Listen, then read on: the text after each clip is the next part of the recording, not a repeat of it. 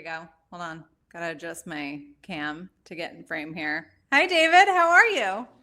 Hey, I'm doing good. Good to see you. You've been doing an awesome job holding down the fort in a couple of these interviews. I appreciate that. Thank you. Your opinion means a lot to me, David.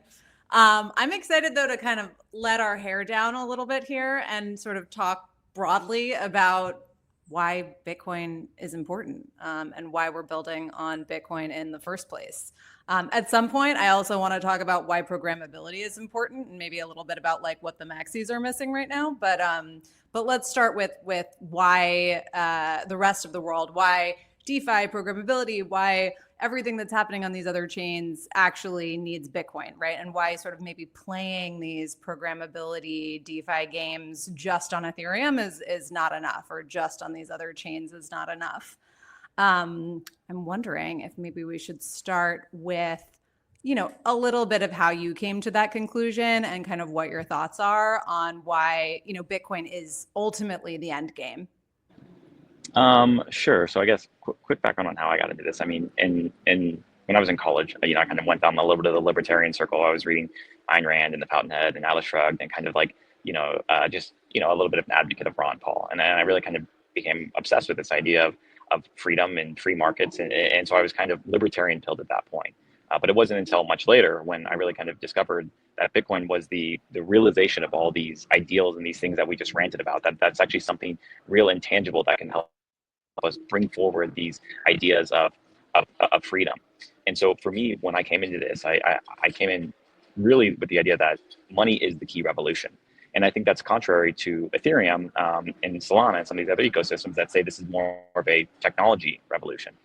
And as I kind of got more into Bitcoin, I began to realize that simply having Bitcoin as a store of value, as money, while that is the most foundational aspect of this revolution, that there are other higher level aspects that if we want this grand vision of hyper Bitcoinization and freedom for everybody across the world, that you need this convergence of both the monetary revolution, which I think Bitcoin has established itself as king, with the technology revolution. And so for me, over the past few years, it's really been that realization that technology and ZK and rollups and all this stuff that we're working on is really just a means to an end to enact the freedom revolution enabled by Bitcoin. So hopefully that answers your question there. No, I think that's a great overview, and let's break it down a little bit. So, how would you explain to somebody who's like nerding out about all the tech and like really excited about all these amazing use cases and things that are being done on Ethereum and other chains, and maybe thinks the concept of hard money is like not that interesting or boring? This is something I've literally heard people in like upper echelons of like consensus world literally say. They're like, I'm a little bored of this hard money thing. It's like not that interesting. How would you get people excited about hard money? Like, how would you like reinvigorate the builders who maybe, aren't really thinking that much about the core money revolution? How do we reinvigorate them around that? I mean, I think many people, the idea of like freedom resonates with a lot of people. And, if you go from like first principles, the fundamental unit of freedom is one, just like agency over yourself, over your own thoughts. But then beyond that, it's the ability to have property rights, to own something, to be able to take the kind of fruits of your label and put it into something that you can store that value in. And typically, you have to have some sort of government, some sort of army behind them that has very large guns that say, hey, we will protect your property rights, we will, protect your ability to transact with people. And I think that's why like there's people all around the world that kind of lack this freedom because they don't have the governments with the big guns. But if you have something like Bitcoin, hard money, this ability to hold some sort of asset that nobody can take away from you, that nobody can censor you, that nobody can debase how you subjectively want to express your views and the future fruits of your labor, like that is the fundamental building block of a free society. And I think when people kind of start realizing that, oh, it's more than just like there's, it's hard money and it's fixed and like big deal, it's an inflation hedge, but it's this basic building block of freedom. That is something where I'm like, hell yeah, if you can't get behind that, then hey man, like we gave it our best shot, but go have fun with Uber on the blockchain. Would you call, I know you mentioned sort of Bitcoin kind of lying at the center of perhaps libertarian policies. Now we're kind of talking about self-sovereignty, Bitcoin being sort of the peaceful revolution, the only money that doesn't require violence to defend itself. Do you see Bitcoin as political? Do you see it as apolitical? how do you see that? Is that something that affects the sort of cultural shift between kind of hardcore Bitcoiners and maybe the rest of the builder community? Well, I could take this a couple different directions, and maybe you can reorient me if I get off track. But yeah, I mean, Bitcoin is like inherently political. I mean, embedded into that first Genesis block is Chancellor on the brink of bailouts. Like it was born out of revolution. And yeah, I mean, I think even now, like we are seeing Bitcoin start to align with certain political parties. With that said, I don't think it has to be. Like Bitcoin definitely can be money for enemies. It's kind of like, can any of these parties, these political parties, ban Bitcoin? No, they can just ban themselves from Bitcoin. And even if they dislike Bitcoin, maybe 10, 20, 100 years from now, they can go back, and Bitcoin will not think of them as any differently. So in that sense, it's very apolitical. It's very radically neutral. Would you, not to like get too spicy here, but do you want to sort of underscore, underline why you believe that Bitcoin is kind of the hardest, most censorship resistant money in the world? I mean, what would you say to folks who maybe are thinking to themselves, well, Ethereum's pretty decentralized, like that's good enough? I mean, I think to some extent, like the proof is in the pudding, and there are things like the Immaculate Conception, where Bitcoin has just faced these severe, tests, these civil wars, things like the block size war. We can sit here and we can get Justin Drake on, and you can talk about how many billions of dollars of security it has, and you could socially slash people, and to some extent, like there's validity to that. Like I applaud the Ethereum ecosystem for kind of hashing out those numbers. But the idea that Bitcoin was born and very early on, like its leader, so to speak, left, and it was able to stand on its own 2 feet and then survive the kind of block size wars and fend off, you know, potentially some nation state attacks. Like that's just, you can't debate it. Like there's no arithmetic that you can put on paper and say, wow, like this thing has higher level of security. It's like we've been battle tested. Okay, so speaking of the block size wars, you said to me off camera, you said that you thought ZKPs on Bitcoin really gets to the heart of what the block size wars were about. Would you explain that to folks who maybe don't even really know that much about the block size wars? What is it about ZKPs on Bitcoin that gets to the heart of what the block size war is about? What were maybe a little TLDR on the block size wars to start? But yeah, that's an interesting statement. So there is a very succinct expression which I think perfectly defines Bitcoin, which is don't trust, verify. And what that statement is saying that is you don't trust or rely on someone else to tell you what your balance of Bitcoin is or how much money you actually have, or ask them for permission to be able to send money. You don't trust them. You verify all this information yourself by running your own Bitcoin node. And a key tenet of Bitcoin is that anyone should be able to very easily, with very low requirements, run the Bitcoin software and essentially re-audit or rerun every single transaction that has ever happened, from the very first transaction that Satoshi mined all the way up until present day. And the block size wars, really what they try to do is they say, we want to increase the size of the blocks, which potentially, if this got out of hand and you raise the size of the block size too much, you would preclude people from actually being able to run these nodes. And if the blocks get big enough where they consolidate into the hands of big centralized actors, then you kind of lose this decentralization and this censorship resistance, which makes Bitcoin so special. So the block size wars was this conflict between, like, do we want to increase the usability and the throughput of Bitcoin versus do we want to keep it centralized? And the reason that this relates to this idea of like why ZKP's cut at the heart of the block size wars is it's saying, look, we can scale Bitcoin and we can maintain that ability to allow nodes to maintain really small and decentralized, but you can still have that ability to not trust and just to verify. So in that first example I gave you, it's like you have to run a Bitcoin node and you verify every single transaction. You essentially brute force your ability to verify like your current balance. But what if you didn't actually have to do that? What if you could just receive a current snapshot of your balance and it says, Isabel, you own this amount of BTC, and here's a mathematical proof that proves the validity of this statement. That it's such a crazy concept that you can actually do that you can prove the validity without having to rerun the computation. And I think that's kind of why it strikes at this heart of the block size wars. I love that so much. I think that, rightly, there's sort of been this impression that that sort of scalability and decentralization are maybe at odds with each other. And ZKPs on Bitcoin are attempting and probably a reasonable solution to that dilemma. So, yeah, I love that. Thank you for that. And So, like I'll, let's, I'll just quickly yeah.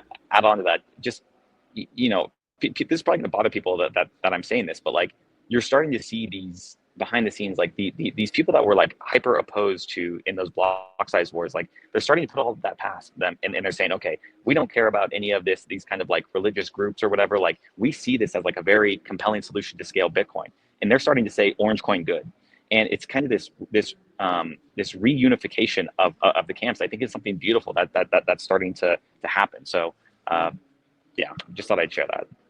It is interesting the cultural shift that's taking place, right? Because I think, like, on the one hand, historically, we've had sort of the Bitcoin maxis who maybe are like, oh, we don't need these use cases. Who cares about DeFi? Store of value maxis, essentially. And then on the other hand, we've had, the builders and the techies who, like, kind of sort of been pushing aside the importance of the decentralization of Bitcoin in an effort to build what they want to build. I think we've given, the Ethereum maxis enough of a hard time so far. I want to talk a little bit about the Bitcoin maxis for a second, or the store of value maxis. Um, I will say it's not exactly fair to just call them store of value maxis. I think a lot of folks in Bitcoin are also very, very focused on payments, right? So Lightning is getting a lot of attention right now. Tether just made an announcement. Stables are going to be on Lightning. But why is payments not enough, right? So many of the sort of Bitcoin cultural maxis say, oh, we just need store of value and payments, and that's it. We don't need these programmability DeFi games. What do you think they're missing? Why do you think we actually do need programmability to satisfy the early promise of what Bitcoin really is about? Well, this is something that you and I talked about on your podcast, and I think this was a realization for you, is that even if you're against all of the programmability, all of the DeFi or the NFTs or whatever, you're like, I don't want any of this, I just want payments. Well, you need programmability to be able to program the wallet experience, the user experience. And so if you want this beautiful UX that feels like a Venmo or a Cash App, or you want the ability to even just do things like essentially polling money instead of just paying people money, like polling people out, like a subscription service would do. Like is you start to build out all these different payment applications. It's so far beyond like I can open up my Lightning wallet and then I just hit send on it. There's just so many types of different functions of payments that you have to program, and you need expressivity in order to do that. So these beautiful wallet experiences are probably going to require some sort of programmable environment, unless I still love Lightning. Lightning's an amazing team. I think there's I'm really excited for them. I think the announcement for Tether was like really positive this past week. I'm in El Salvador right now, but yeah, these are just like different trade-offs than what Lightning can currently offer. Beyond that, I think even the most maxi of maximalists, they all want to borrow against their Bitcoin, and you can do that very easily with a programmable environment. And so in some ways, I go up to some of my maxi friends and I'm like, oh, like you don't want programmability, like so you're going to plan on like selling your Bitcoin? That's not very maxi of you, like you're selling your Bitcoin for dollars instead of borrowing against it. Like, do you really want to give it up to a custodian? And maybe that's fine. I mean, there are amazing, reliable companies that have proven to be like credible custodians, but for me personally, I'm like, I don't want to give up my Bitcoin to a custodian. Like, I don't want to have to pay these, frankly, like very, very high fees. There are just better ways to build this on more expressive layer twos, both from the user experience, but also the economics of it. And so it's becoming much harder, I think, for maxis to debate that programmability is not beneficial. Do you think historically, I mean, do you think it's fair to say that the reason they've sort of poo pooed these use cases in the past, or at least some of them have, is because there just simply hasn't been a safe way to do it? And now maybe that's changing. Yeah, I mean, it's a mixed bag. I think it's very easy when like Bitcoin literally couldn't have this functionality to form this cognitive dissonance that because we can't do it, everything else is bad. And then I think it was also easy to lean into that when you did peer over the fence and 95, 99% of the time you peer over the fence into these expressive ecosystems and you go like, that is not a use case that I want. Like this is degeneracy. And so I sympathize very much with the Maxi use case, or with like, kind of that tension, that form there. But moving forward, it will be on us, the builders, to go out there and build these solutions and actually put forward credible solutions that people want to use. At the end of the day, that's what matters. We can sit here and pontificate on this podcast and explain all these use cases, and hopefully people will be entertained by that.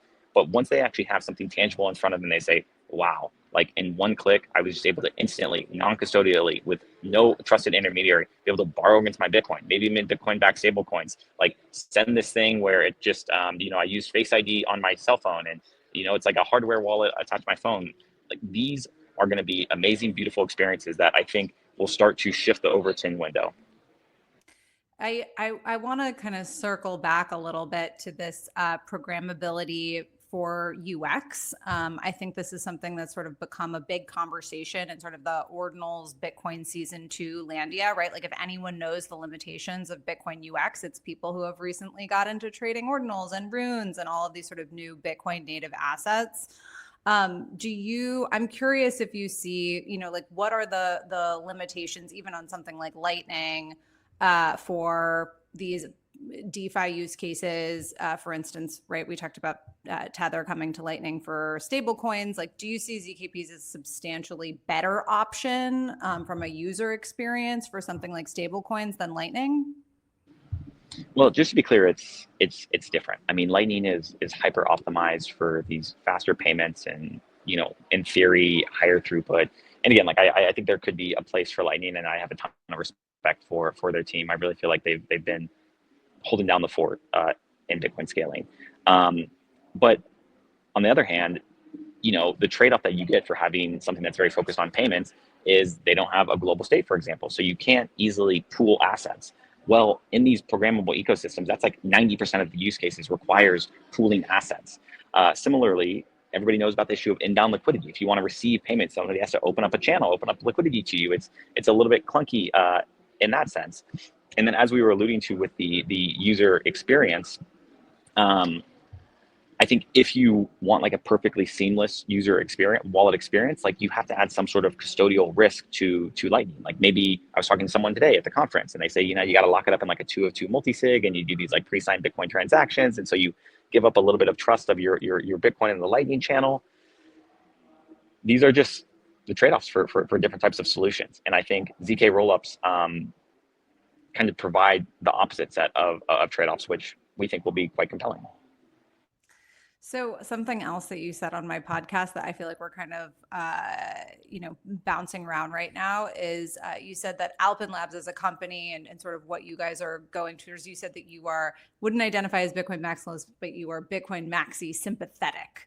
On what counts are you Bitcoin maxi sympathetic, and where do you feel like you have a different point of view or kind of want to change things up or have a cultural shift? I mean, I do think that we align on the kind of, well, actually, to be clear, we have quite a wide variety of people on the Alpin team, all towards building towards the similar mission. I think we have some, cypherpunks, some like crypto anarchists. A good amount of us are more of like the monetary maximalists, that we believe like money is the revolution. We have some people on our team who have jokingly said that they're Bitcoin minimalists, that they're just more into system design and they just enjoy solving difficult problems. So the breadth of the team is quite wide, but I would mostly say that it was monetary maximalist sympathetic. And I'm sorry, what was the rest of your question? Well, and I was going to say, and where do you maybe diverge from, or where do you think the team or kind of the mission of the company maybe diverges from the general maxi point of view? Well, I think where we would take a hard line is like, we're not going to fall victim to any like hard dogma. We're in this to, further the mission of, bringing P2P digital cash and Bitcoin to the entire rest of the world. And if we felt that there is a superior technical solution, we're going to pursue that. And I think that's what originally brought us all into ZK, is because we went in this with an open mind and said, okay, let's analyze this from first principles and see if we can bring it to Bitcoin, and is this a credible solution?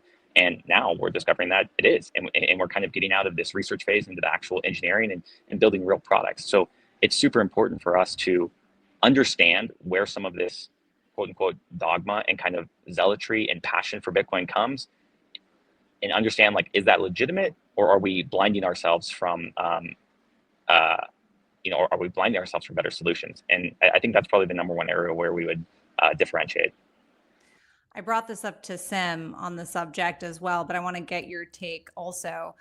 Something that I think you guys stand out around is that you have, at least for now, are saying you are not going to launch a token to incentivize the validators in your network or on your network. Can you share a little bit about that decision, why you made that decision? Were there pros and cons involved to that in terms of, incentivizing validators versus not having a token? Like, tell me about that. Yeah, well, I guess my first question is, like, what would the token be used for? Like, are we going to take a dogmatic, and sorry, that was a rhetorical question. But it's like, well, you know the answer to that. I mean, you know the answer to that question, David. I mean, there are many people, even within your peer of circles that you have much respect for, who would say that it's just not going to happen. You just need a token in order to incentivize the validators, and that's their point of view. What would you say to those folks? well, I mean, one of the beauties of zero knowledge rollups is, like, you don't need to economically incentivize the validators to be honest. They literally cannot be malicious. They cannot lie if they have to submit a zero knowledge proof. So in a lot of these schemes that I think you're alluding to, you have this other side system, and you have these validators, and in order to make sure that they don't double spend or perform some sort of bad activity, you have some sort of stake that you put up, and if they misbehave, they get slashed or whatever. But with a roll You up, do need you to don't even. incentivize the validators, though, who are like not. I mean, you do need to incentivize people to like double check that these transactions are correct, right? That these proofs are accurate and valid. No, no. I mean, because like, Why this is would why I people put up say, liquidity? Why would I put up liquidity that could potentially, like, why would I participate in this game if I wasn't trying to get paid? well, I suppose, are you referring to the? I think you're referring to the bridge operators Yeah, the of like bridge the operators. BitBam two Excuse me, game. excuse me. Yes, the Oh, I bridge see. operators. Yes, excuse me. Okay. Yeah. Okay. So just for clarity for the audience, like, I thought you were alluding to the validators, like what you would have in maybe the node operators in like Stacks or something, or the validators in Ethereum. But what we're talking about is specifically, in order to verify these zero knowledge proofs on Bitcoin, you have these kind of operators, and as long as one of them is honest, then the peg is secure. So these are slightly different issues. Um, but I mean, the way that we're looking at Alpin is, you can just look at a comparison of, like, how much, say, WBTC has been bridged into Ethereum, and like, what are the transaction fees that people are charging on that, and is that economically appetizing for people to say, hey, I'm willing to be one of these operators. I'll put up X amount of Bitcoin, and we're projecting that we can make Y amount of Bitcoin based off of the transaction flow from like WBTC, and you could look at them and be like, oh, that's actually pretty appetizing. So I'm down to be one of these operators. On top of that, these operators also kind of get trustless access to BTC. If you are one of the N in the operator set, and say you are an entity that has a bunch of customers that already trust you, you could take that to your customers and say, hey, like, we, you could take that to your customers and say, hey, like, we are one of these entities. So because you already trust us, like, you essentially get trustless access to the BTC. The way that we're looking at it is probably transaction fees can just be paid on withdrawals and deposits, and that is pretty economically appetizing. Whether we, to start, subsidize some of that out of our pocket to make sure, because, like, are we going to have, WBTC levels of withdrawals and deposits off the bat? I think that's still up in the air. But the long short of it is there's a credible path to making this work without having to get a token to incentivize the operators. So you guys might subsidize kind of some situation where liquidity is put up front, because liquidity would need to be put up front in this situation, right? Am I getting that right? Yeah. I think right now we're projecting about like 7 BTC could be put up front. So for some people that's massive, but for some of these larger operators, that's really not much at all. Okay, good to know. So my last final question, then we're going to wrap up. So what would you say to folks who are arguing for the token and you need a token and that's how you create upfront liquidity and that's how you get these people to actually operate these bridges? Maybe they have, or maybe there's a reasonable argument there. What would you say is the trade-off or the reason why they should consider not launching a token to incentivize their bridge operators? Everyone has different terms for this, like bridge operator. It's like not really a fully defined term. So I know it's a little confusing when we say validator versus operator, et cetera. Everyone has sort of different definitions or like different words that they're using. Well, I mean, to some extent, just look at what the market wants. Like the market, there's a huge portion of the market that says they don't want a token. So I think we somewhat just owe it. Maybe we don't owe it to them, but it's like, why would we not explore ways to do this? On top of that, so much of Bitcoin is built on this idea of decentralization and neutrality, and if you have these heavy pre-mined tokens and then you try to force people into using them, it just leaves a bad taste in people's mouth. Maybe like on your podcast, I elucidated on a few ideas where like, hey, these could actually be credible use cases for a token. Maybe there is a path there for people, but at the end of the day, yeah, I mean, I just think we want to try to look for ways to build this. Oh, sorry, that's what I was going to say is it would also be a different story if people could show me like prime examples and say, hey, the token actually worked. Like most of the time people deploy these tokens and they drop massively. And then people stop working on the projects because they're humans and they say, wow, I just made like $1 billion and I just want to go live on a private island with my wife. Like these are very real human incentives at play. So anyways, the long short of this is like, I'm not dogmatic about anything, like whether tokens are right or wrong. At the same time, it seems few and far between of like where a credible one can be done. So that's just kind of my answer on it. No, it's helpful. I think it's a really, really interesting conversation in this whole thing because, I could see the arguments for both sides. But I think one thing that maybe the folks outside of Bitcoin are not considering are the challenges with launching a token and sort of how that, even in a land where, we do need tokens for for incentives, if there's any way to avoid it, that's probably good because of all the problems that come with them. And we could probably spend an entire hour talking about that. David, we're out of time, but this was really fun. Thank you. I really enjoy talking. Every time I love talking to you. Thanks, Isabel. We'll talk soon. Thanks so much, Isabel and David, for rounding us out with a great discussion. Really appreciate your time.